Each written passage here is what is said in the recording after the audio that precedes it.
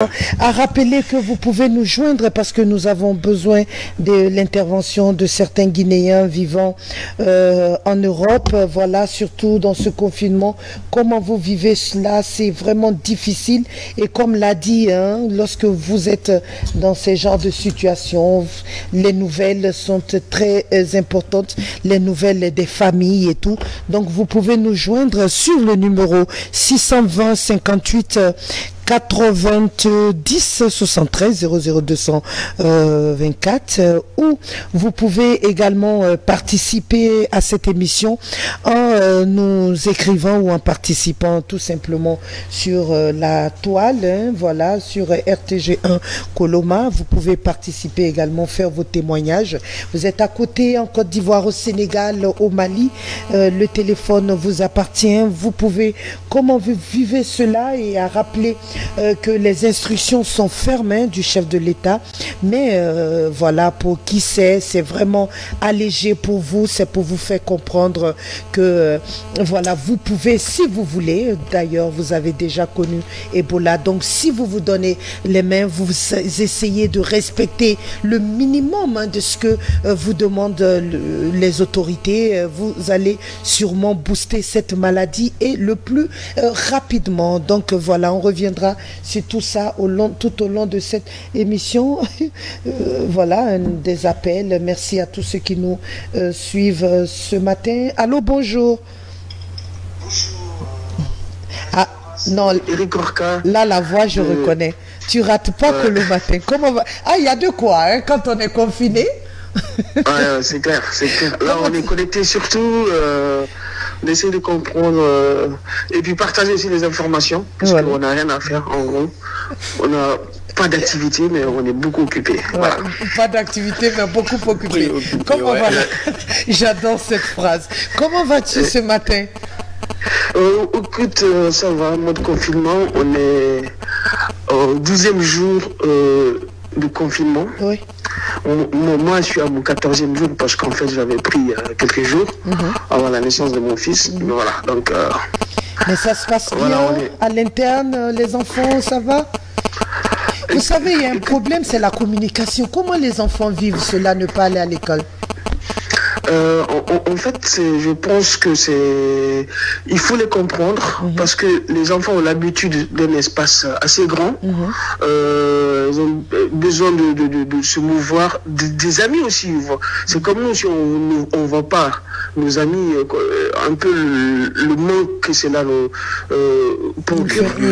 Les enfants ressentent la même chose en fait. Ils ont besoin, Ils parlent de se leurs amis, connecter. effectivement. Voilà, parfois les appeler au téléphone, un petit live Facebook ou bien WhatsApp, et qui se rentrent en contact, qui discutent un peu, et puis après envoyer des vidéos à la maîtresse quelquefois pour être connecté en fait. Ouais. Et donc voilà, parce que et puis ensuite. Ouais, non, mais c'est pas facile. Hein. C'est pas du tout facile, mais il n'y a pas d'autre solution. Il faut se confiner, en tout cas pour ce qui est le cas de la France. Voilà, c'est important parce que ici, bon, on parle de 5 cas.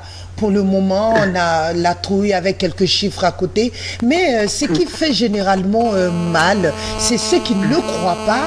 Et c'est très difficile de pouvoir leur faire comprendre parce qu'ils ont l'impression que ça ne les concerne pas. Tout le monde doit se sentir concerné.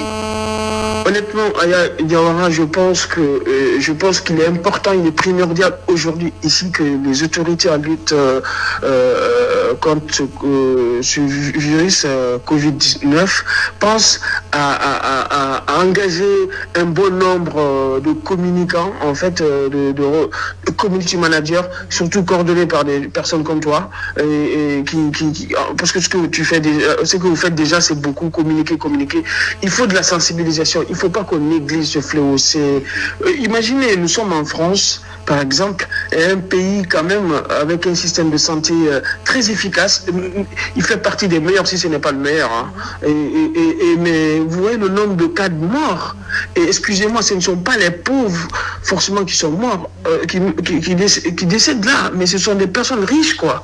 Ce sont des riches familles et tout qui voient les leurs se séparer, ils ne peuvent même pas les accompagner, même un lavage mortier, ça ne se passe pas. Moi, je suis musulman, je suis en France en ce moment confiné, je ne le souhaite pas, mais si je tombe malade, je suis isolé de ma famille, j'ai des enfants de 5 ans, de 4 ans et de 2 semaines. Vous vous rendez compte?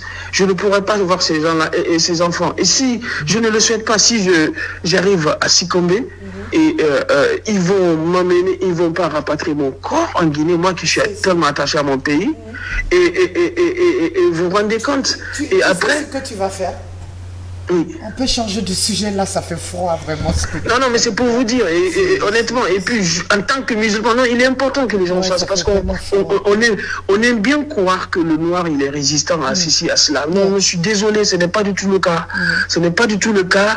Il faut vraiment, je ne crois pas que les gens puissent à même être confinés comme ici en France, mais il faut observer les gestes barrières. Même si c'est l'autoconfinement. Voilà. Surtout les gestes barrières, il faut vraiment que les gestes barrières, il faut c'est-à-dire rester 1 mètre de distance. Mais tu fais bien parce que ça, voilà, je me dis aussi que c'est important aussi qu'on en parle, c'est qu'il faut que chaque pays ait un système aussi par rapport à ce confinement.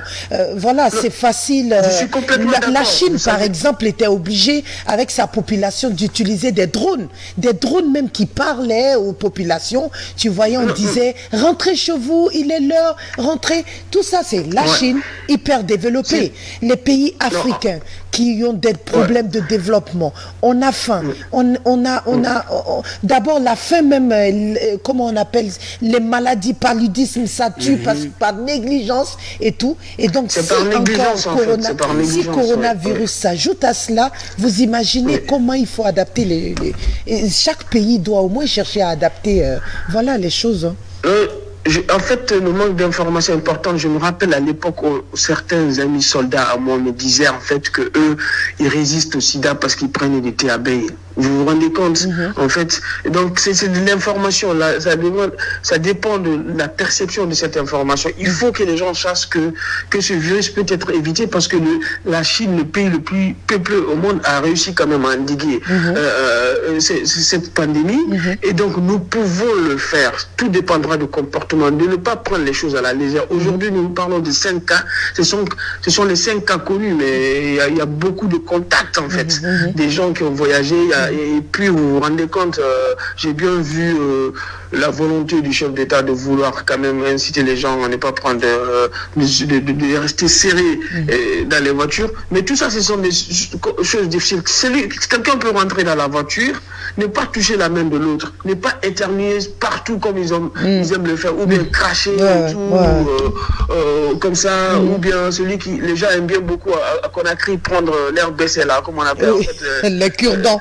Les cure-dents, en fait, ils gardent ça pour eux, ils font leur toilette chez eux avant de sortir. C'est pas hygiénique de sortir avec son bécet. Bécet dans la bouche, c'est pas hygiénique. Dans la bouche, non, c'est pas du tout hygiénique, il faut le garder chez soi. Parler à haute voix, non, il faut le mesurer. Et c'est important parce que certains peuvent être des porteurs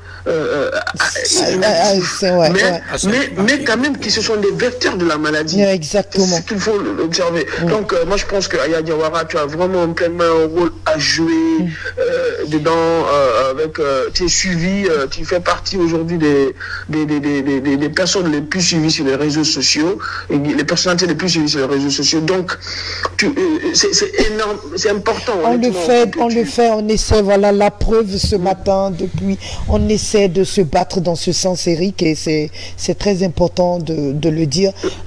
Quand on vous suit, il faut prendre cette image pour passer les bonnes informations et tout. Je pense que c'est... Ah mais non, c'est c'est important. Honnêtement, c'est important parce qu'il faut le noter aussi. Nous avons, et on dit, ce sont les personnes les plus âgées, généralement, qui sont victimes, en fait, du caractère létal du virus. Mais il y a aussi des personnes qui portent des maladies. Aujourd'hui, n'oublions pas qu'il y a beaucoup de diabétiques en Guinée. N'oublions pas que nous avons une population aussi âgée et fébrile. Diabétique, exactement.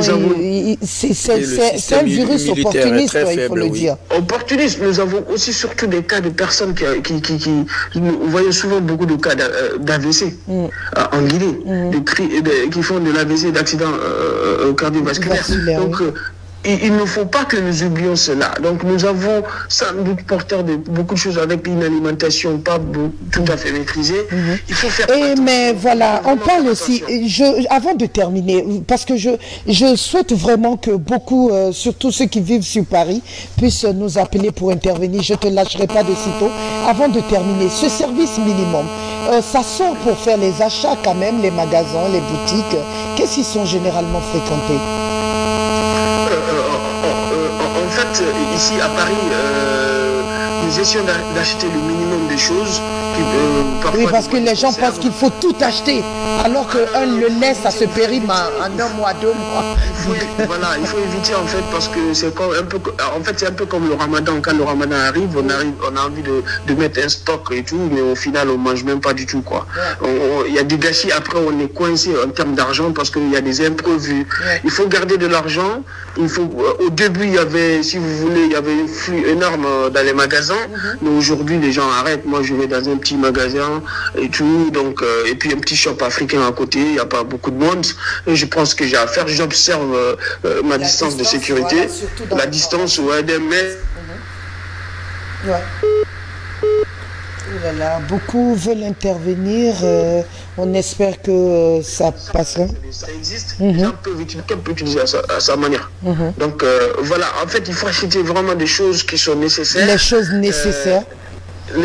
Et il ne faut pas mettre un stock périssable. Prendre des choses simples. Et voilà, on ne peut pas empêcher les gens d'acheter tous les jours des produits frais comme les poissons et autres, mais qui prennent des dispositions. Ça ne sert à rien non plus qu'on essaye il faut que les vendeurs arrivent à comprendre que quand un malade touche un poisson par exemple, l'autre personne vient retoucher le même poisson, c'est pas bon. Donc il faut qu'ils s'organisent dans la mise en place d'État. Quand on t'écoute, on flippe, hein, franchement. Hein. Il y a de quoi. Mais en fait, les gens négligent ça. Vous voyez Manu Dibango, vous voyez, il a 86 ans, il est mort. Hein. Il est mort. C'est costaud, Manu Dibango. Il y a un jeune pompier, qui est décédé, et infirmier pompier, mais en plus, il était sportif, quoi. Il est président d'un club de sport ici en France, qui est décédé, un jeune noir. Donc, arrêtons de dire que les noirs sont résistants à cela. Donc, c'est pas du tout vrai. C'est pas du tout vrai. Les gens pas. Et puis en plus, il faut que les gens évitent de s'automédicanter. C'est lui qui est malade, qui sent les symptômes, qui restent chez lui quand même. Qui reste vraiment chez lui. Il appelle son médecin, c'est important. Non, mais c'est vrai, c'est lui qui est malade, qui reste chez lui. Ça ne sert à rien de sortir. Et puis, on parle de chloroquine, certains parlent de choses. Non, que les gens arrêtent de s'automédicanter. L'automédication, surtout, ça aggrave la situation. L'automédication, c'est très, très difficile parce que ça peut susciter aussi d'autres problèmes. Donc, on attend d'être malade et qu'un médecin nous prescrit quand même l'ordonnance. Et puis ensuite, aller prendre ces médicaments en observant les mesures et gestes barrières qui sont prescrits par l'OMS. C'est simple, hein. C'est très simple. Merci beaucoup. Et donc, moi, je t'en vraiment, je te remercie parce que je te suis chaque matin. Et ça, c'est clair, c'est mon quotidien. Ça, quand je me lève, au lieu de regarder la matinale en France, je préfère regarder la matinale en Guinée. Et aujourd'hui, ce que tu fais, c'est important. Il faut vraiment de la sensibilisation. Il faut que les gens sachent que c'est difficile. Il faut que les gens sachent aujourd'hui, nous qui sommes en Europe, là, personne ne veut nous voir en Guinée là-bas. Personne. Ils ne veulent pas nous voir en Guinée. Non, mais c'est vrai. Tu exagères là. Mais voilà, il faut juste se mettre, on va, merci beaucoup. Il faut juste Il y a 2 respecter milliards cela. de personnes aujourd'hui qui Franchement, sont ça chez fait eux. plaisir de savoir que vous êtes nombreux à nous suivre. Hein, ça fait plaisir. Et surtout cette intervention très instructive ce matin, Monsieur Ba. Et donc, vous avez détaillé surtout ce que vous vivez au quotidien, jusqu'à donner des conseils sur les fréquentations et tout. C'est très important. Et surtout, hein, Non, il faut qu'on... ça fait froid aussi au dos. Hein. Non, c'est ce point juste, ce point, Aya, s'il vous plaît, dites aux gens d'arrêter les salam alek là, les bonjour, bonsoir là, s'il vous plaît, que les gens arrêtent ça. Ouais. Que les gens arrêtent vraiment ça. Chacun n'a qu'à rester dans son petit coin. C'est vrai qu'en Guinée, on est beaucoup très social, mais en ce moment-là, c'est une question de santé. C'est une question de santé. C'est primordial. Il faut que chacun reste dans son petit coin. Et tous les pointeurs, ils n'ont qu'à arrêter de pointer en ce moment. Chacun reste dans son petit coin. Allez.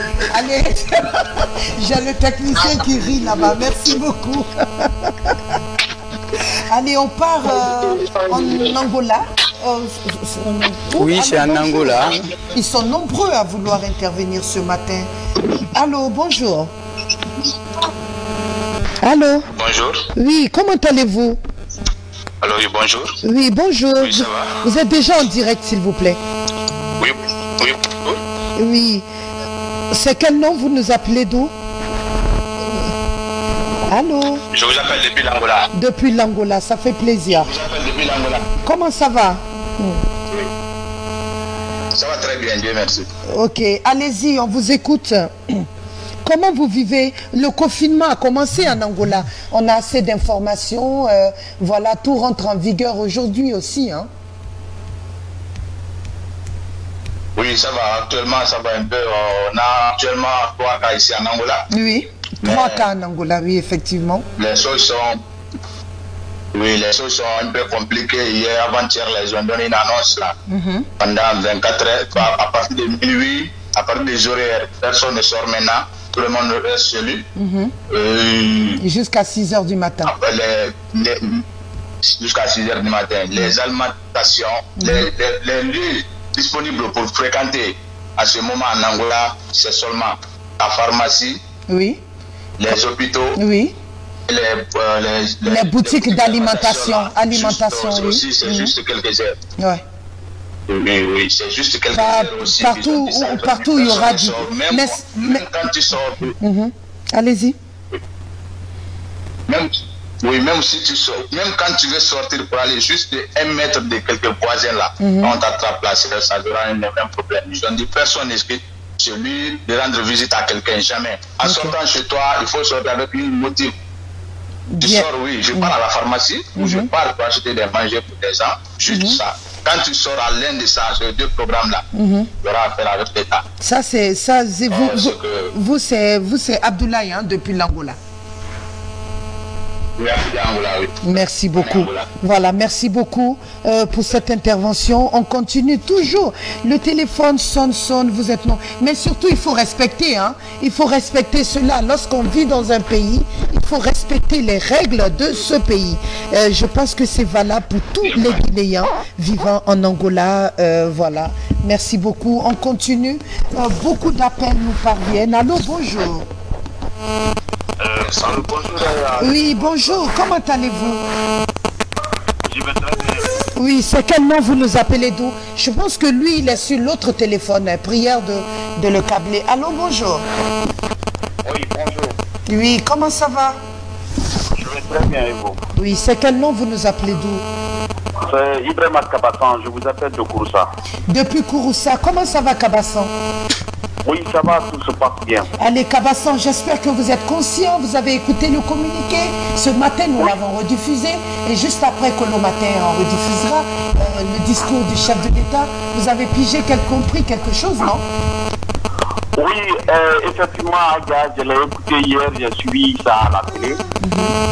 Maintenant, ce que je voudrais dire, je voudrais lancer un appel à toutes les autorités à tous les niveaux pour l'application correcte. Monsieur, s'il vous plaît, vous aimez trop, les autorités ont fini de dire. En tant que citoyen, qu'est-ce que vous allez faire désormais? Vous aimez trop, les autorités ont fait. S'il vous plaît, vous, en tant que citoyen, qu'allez-vous faire? Les autorités ont dit, Qu'est-ce que vous allez faire du côté de Kouroussa, à vos familles à Conakry, à vos familles à Mamou, à vos amis? Qu'est-ce que vous avez à leur dire de respecter cela ou pas? Allons-y. Nous, en tant que citoyens. Voilà, qu'est-ce que l'autorité a fini de mettre déjà les barrières? C'est d'appliquer ces mesures que le président vient de prendre.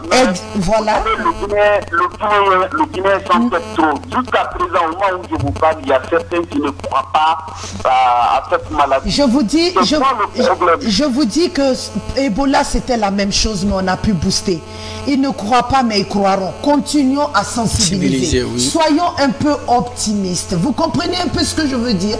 Écoutons les conseils. Ne pense pas que le Guinéen ne fera pas.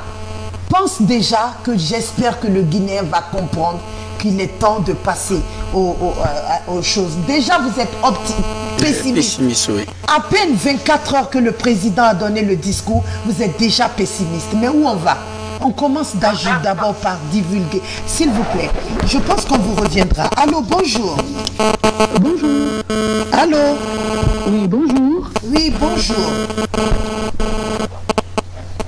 Allô, ça fait plaisir. Une consoeur. Allô, bonjour, Makeme. Comment ça va, Aya? Oui, très bien, merci. Ça fait plaisir de savoir que tu es connecté ce matin. Eh oui, on est connecté ce matin. On essaie de s'avoir le matin. Mais j'ai peur de t'avoir, parce que tu étais en voyage, toi.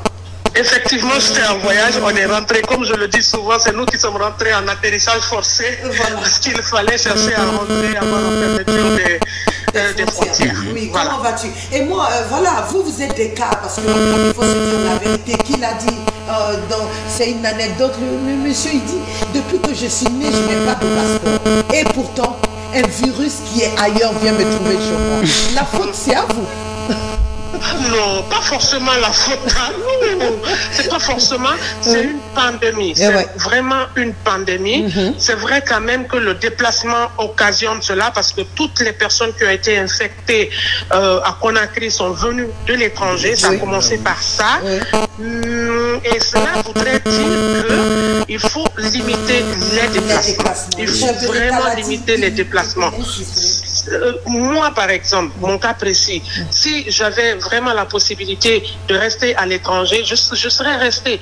Mais quand il y a aussi une maladie qui touche son pays, lorsqu'on aime son pays, c'est mieux de rentrer que ce qui se passe devant nous. Parce qu'on a des familles. On a des familles ici, on a vécu l'expérience des autres de l'autre côté. J'ai écouté vos téléspectateurs qui parlaient du cas de la France. Moi, je parlerai du cas, par exemple, de Berlin où j'étais. Quand le jour que la maladie est rentrée dans ce pays, la dame Angela Merkel a pris la décision de fermer tout ce qui n'est pas alimentaire. Le lendemain, nous avons couru dans les magasins pour voir, je vais rentrer bientôt, avant que la mesure ne touche les gens, on va aller faire les achats pour rentrer au pays. On n'a rien trouvé, tout était fermé, les gens sont restés polis. Ce qui est important avec les décisions de l'État, il faut qu'on apprenne à les respecter. Bravo, j'adore ce mot, la politesse, la discipline. Et la discipline. On est parti, je te dis, la décision a été prise le soir pour dire que la maladie est rentrée. Le lendemain, tout ce qui n'est... La dame, elle a dit, tout ce qui n'est pas alimentaire, on ferme. Alors, vous savez, quand vous voyagez, vous avez des gens qui vous ont confié de l'argent pour acheter des habits, d'autres vous ont confié de l'argent pour le téléphone, vous-même, vous voulez faire des cadeaux. On se dit, on va aller rapidement faire les achats le lendemain matin. Rien. À la Makeme, quoi. Voilà. Voilà, on n'a rien trouvé. Donc, les gens sont vraiment restés polis. C'est ce qu'il faut faire. La décision est prise aujourd'hui en Guinée. Il est tellement légère. Il n'a pas été très strict, il l'a dit, 2 au moins, parce qu'il se dit il ne veut pas traumatiser. Je ne comprends pas. Il a juste caressé la population, quoi. On va rester un peu optimiste. C'est tellement simple ce qu'il a demandé de faire que si on applique cela, nous-mêmes, on va l'auto-confinement. Regarde le studio aujourd'hui, il n'y a que des techniciens nécessaires. C'est simple ici. Voilà des mesures qu'on peut s'imposer soi-même. Ne pas aller à la pharmacie pour causer avec ta soeur pharmacienne. Ne va pas dans une boutique parce que tu connais Tierno, c'est le grand boutiquier du quartier, tu vas causer là-bas. Non, va juste pour acheter et après rentre à la maison. Tierno aussi doit mettre 2 mètres entre lui et ses clients. Effectivement, c'est un autre exemple que j'allais donner. Vous savez, dans les magasins alimentaires, par exemple, les gens se rouaient sur la nourriture parce qu'il faut faire le stock au cas où. Mais la dame, quand elle a observé, elle disait 2 mètres. Si vous ne respectez pas les 2 mètres dans les magasins, on va fermer aussi les magasins. Voilà. Et après, les gens respectaient. Si toi, tu oublies, tu te colles à quelqu'un, lui, il sait qu'il n'a pas le droit de se coller à toi. Il est le premier à s'éloigner de toi. Et puis, instinctivement, tu te dis, attends, j'ai la peste ou quoi? Après, tu te rappelles, nous sommes en période de confinement, il faut respecter les règles. Le respect des règles est très important. Mais dans la sensibilisation aussi, je pense qu'il faut sensibiliser les familles. Parce que dans nos quartiers, nous voyons encore des jeunes filles de 15 ans, 13 ans, qui continuent à s'amuser avec les gens, qui continuent à s'enlacer dans les quartiers. Les enfants, ils comprennent pas. Elles profitent même, je sais pas, oui. Les enfants, ils comprennent pas, mais les familles comprennent, les mères de famille, les pères de famille, les grands frères comprennent. Il faut appeler vos petites sœurs et vos petits frères. Dites-leur que nous sommes en période d'épidémie et que c'est important de mettre cette barrière entre les gens. Et c'est vrai que les mesures prises sont difficiles parce que le Guinéen vit au jour le jour. Mais on a beaucoup plus de chômeurs dans les bureaux que ceux qui vont pour travailler. Que les gens s'abstiennent d'aller dans les bureaux et surtout, pour rendre visite aux frères, aux sœurs. Merci beaucoup. Surtout lorsque vous sentez que votre état... Moi, il y a une semaine que je suis pas arrivée ici parce que tu sais qu'à force de parler d'une maladie, toi-même tu vois, donc je me disais, voilà, je suis un peu bizarre, est-ce que je vais pas rester tranquille? Voilà des choses qui doivent s'imposer naturellement chez nous. Merci beaucoup Makeme, ça fait plaisir de vous entendre ce matin. C'est important d'éviter les déplacements, d'éviter les attouchements que les Guinéens adorent. Voilà, l'attouchement que les Guinéens adorent. Il faut qu'on fasse un débat social là-dessus. On a de sérieux problèmes dans ce sens. Allez, merci beaucoup Makeme, ça fait plaisir. Ça m'a fait plaisir. Voilà, beaucoup d'interventions très instructives ce matin. Et donc voilà, ça nous fait vraiment chaud au cœur. Allez, prends soin de toi. Merci. Et reste encore, on ne veut pas te voir au travail si ce n'est pas nécessaire. Non, je respecte ma quarantaine. Voilà, même dans ma maison, mes enfants ne me touchent pas. Voilà, mes enfants m'ont même enfermé dans la maison. Reste dans ta chambre, on t'envoie à manger, on t'envoie tout, t'inquiète. Voilà, dès que c'est fini, tu nous fais signe. Voilà, merci beaucoup. Bon. Vous êtes nombreux à intervenir. Ce sujet vous intéresse. Merci, chers Guinéens vivant ailleurs. Vraiment, courage à vous, courage à toute l'humanité. Courage aux Guinéens. Voilà, c'est important de le signaler. Merci. Voilà, merci Madame Chamba Bijou Traoré. Voilà. Et Koura, merci beaucoup. J'ai compris ton message. Voilà, c'est une provocation. Voilà, vous les Guinéens vivant actuellement, vous êtes tous branchés sur la RTG. On voit, vous avez vraiment envie d'intervenir. C'est gentil. On a un artiste avec nous qui a aussi ce message à passer. Désormais, ils sont obligés, tous les artistes guinéens, à faire un petit effort là-dessus. Votre émission demain... on s'excuse, Condé ne pourra pas être avec nous aujourd'hui, elle sera là demain pour sa rubrique talent demain avec nous sur ce plateau. Nous vous présentons vraiment nos excuses pour les fans de la rubrique. Ah, déjà un téléspectateur. Allô, bonjour. Oui, bonjour. Allô, bonjour. Oui, vous êtes en direct, mon cher ami. C'est quel nom vous nous appelez d'où? Bangali, comment allez-vous, Fofana? Je vais très bien. Ah, ok, d'accord. Allez-y, on vous écoute, Bangali. Très bien. Aujourd'hui, moi, c'est une nouvelle de soulagement de ma part. Oui. Je suis d'abord président de l'ONG Jeunes de la République de Guinée. Oui. Et je peux vous rassurer que nous sommes parmi les toutes premières ONG qui ont pensé à sensibiliser la population, à former la population, à préparer la mentalité de la population sur cette pandémie. Et déjà, depuis le vendredi dernier, cela fait aujourd'hui une semaine, nous avons réalisé une formation sur notre projet santé Action Santé, qui porte déjà notre commission. Nous avons une commission qui s'appelle Hygiène et Santé publique. Okay. C'est cette commission qui a fait une réflexion. Mais je pense que à votre place, on ne parle plus de commission. Tout le monde doit se concentrer maintenant sur cela, quoi. Aider cette commission à pouvoir vraiment passer le message. Absolument. Comme nous avons une commission technique, c'est cette commission technique qui a fait la réflexion et ensemble nous sommes partis du projet. Nous avons réalisé, nous avons pu former aujourd'hui plus de 100 jeunes et ces 100 jeunes à leur tour sensibilisent la population, sensibilisent leur famille, sensibilisent leur entourage sur la pandémie. Et sur la formation, c'est l'actuel président de la commission santé de l'Assemblée qui nous a donné la formation. Il s'agit de Honorable Youssouf Keita.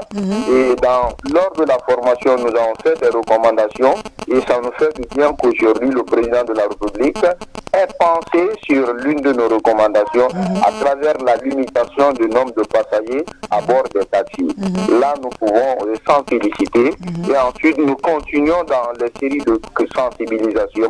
Il ne s'agit pas aujourd'hui, lors de la formation, nous avons dit aux participants qu'il ne s'agit pas d'aller en concert pour sensibiliser la population ou les différentes familles.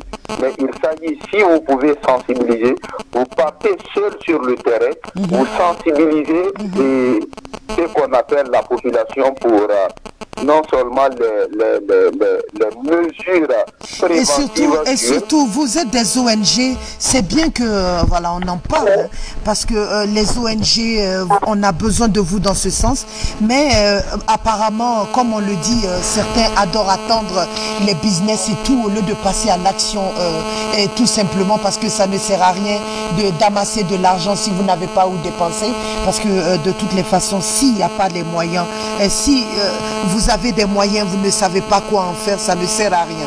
Il est important, surtout pour ces femmes de marché. Je me dis qu'on peut se rendre au marché aujourd'hui, acheter un poisson. Mais vous achetez le poisson, vous rentrez chez vous. Vous ne pouvez pas vous rendre dans un marché parce que ma binti est votre tante, parce que ma madame est votre copine, et que vous allez vous asseoir à côté d'elle pour causer. Ça, c'est interdit. Ça n'a vraiment pas de sens. Lorsqu'on vient au marché, on vient pour acheter. On sait ce qu'on veut, c'est déjà repéré. On sait qu'ici, on vend, dans la boutique ici, il n'y a que du lait, il n'y a que voilà, de la tomate et tout, des boîtes. On vient, on prend, on quitte. On mesure la distance. Est-ce que vous pensez, vous en tant qu'ONG, à déjà rappeler ces distances imposées par les autorités sanitaires? Absolument. C'est pourquoi, lors de la formation, le thème que nous avons eu à aborder, c'est les techniques de prévention des maladies épidémiologiques, cas particulier du Covid-19. Dans ces techniques, le formateur, il a eu à rappeler les mesures à adopter, les mesures et les choses à faire et les choses à bannir aussi.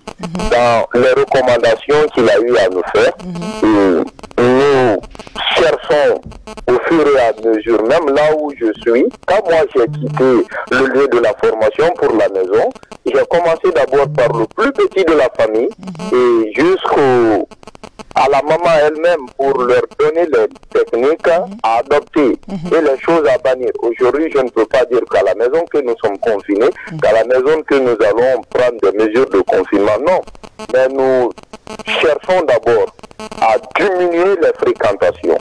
Et même s'il y a fréquentation, que les règles d'hygiène, les b.a.-ba de l'hygiène soient respectées. Voilà. Et merci beaucoup, mon cher ami. Continuez votre combat pour la bonne cause. Nous allons partir à présent avec un pharmacien parce que on parle de mesures d'hygiène. Enfin, il est disponible pour nous, pharmaciens, pour nous expliquer surtout en cas, c'est quoi les mesures sanitaires, surtout en pharmacie, parce que généralement les pharmacies doivent au moins rester à la disposition. Voilà, c'est le service minimum. Mais voilà, comment déposer, comment doit se comporter le pharmacien, la distance de sécurité entre le pharmacien et les clients et tout, c'est bien d'en détailler détaillé. On a quelqu'un de disponible. Allô, bonjour. Allô. Allô, bonjour, monsieur Kébé. Bonjour, bonjour. Oui, comment allez-vous ce matin? Je vais bien, madame. Voilà, ça fait plaisir de vous entendre. Vous êtes pharmacien, voilà, les autorités, le chef de l'État est poignant, il l'a dit, nécessaire. Pharmacie est nécessaire, autant que les hôpitaux, autant que les boutiques d'alimentation nécessaires. Et donc, voilà, comment doit se comporter un client qui vient dans une pharmacie, un pharmacien face à un client? Nous sommes sur ces quelques petites informations, communication pour les populations. D'accord, merci madame. Je tiens à informer l'opinion nationale et internationale que l'affaire de coronavirus est une réalité, parce que là, jusque-là, le problème, jusque-là, il y a certains qui ne croient pas. Ils sont en train de penser que c'est une maladie qui est destinée à l'Europe. Non, stop à cette communication. La maladie, là, c'est une pandémie. Tous les continents sont touchés. Alors, nous demandons à la population, devant toutes les pharmacies, vous avez des points de lavage de mains. Il faut que ces populations acceptent de laver les mains. Une fois rentré à la pharmacie aussi. On ne doit pas se lasser de laver les mains. Ouais. Il faut continuer à le faire, même à la maison, il faut le faire, parce que non seulement le pharmacien, nous sommes des agents de santé publique, même en période de guerre, nous sommes obligés de tenir nos serments et de veiller à la santé de la population. Alors, tous ceux qui doivent rentrer dans la pharmacie doivent obligatoirement laver les mains, et à nos frères, à nos assistants qui sont dans les pharmacies, à nos confrères pharmaciens, de créer une distance de sécurité. Parce que là, au minimum, on dit qu'il faut avoir 1 mètre de distance, 1 mètre de distance entre le patient et le pharmacien. Alors, il faut éviter dans les pharmacies des attroupements inutiles. Dans certaines pharmacies inutiles, il y en a qui viennent juste pour bavarder, il faut l'éviter. Alors, il faut prendre des mesures de précaution importantes. Si aujourd'hui l'état d'urgence est appelé par le chef d'État de la République, c'est vu la gravité. Heureusement en Guinée, bon, je ne peux pas dire heureusement, mais de toute façon, nous sommes dans un cas nous avons 5 cas et un cas déjà guéri, ce qui fait 4 déjà qui sont dans un état de soins de santé de proximité. Il faut que les populations fassent beaucoup attention. Le lavage des mains doit être systématique. Évitons de nous serrer les mains, de nous faire les bises, parce que là, c'est trop... Non, voilà. Lorsqu'on arrive dans une pharmacie de grâce, lavage des mains et tout, et surtout déposer juste au comptoir, 1 mètre loin du comptoir.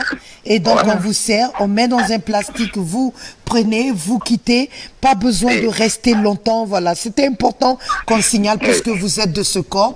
On va se rendre peut-être, on va retrouver un médecin dans quelques instants pour aussi parler de tout ça. Merci beaucoup, merci beaucoup, docteur Kébé, d'être avec nous. C'est vrai qu'on a beaucoup d'intervenants. On a même un artiste aussi qui a un message à passer, qui est venu spécialement pour ça, parce qu'on n'arrive pas à le joindre. Il a un message à passer, on parlera. On va faire juste une petite pause. Voilà. Merci à tous ceux qui essaient de nous joindre, surtout sur l'Europe, parce que vraiment, cette émission vous était particulièrement dédiée pour que vous puissiez vraiment nous dire comment vous vivez ce confinement. C'est vrai. Et donc, merci Monsieur Koïta qui dit, ce matin de passage au pont 8 novembre, aucun policier n'a appliqué la décision présidentielle sur le nombre de passagers sur les motos. C'est ça. C'est vraiment dommage. Et donc, voilà. Je pense que les autorités policières ont bien entendu ce message. On aura sûrement l'opportunité d'en avoir ici. Le commissariat central pour les appeler également. Et donc, voilà. On passe...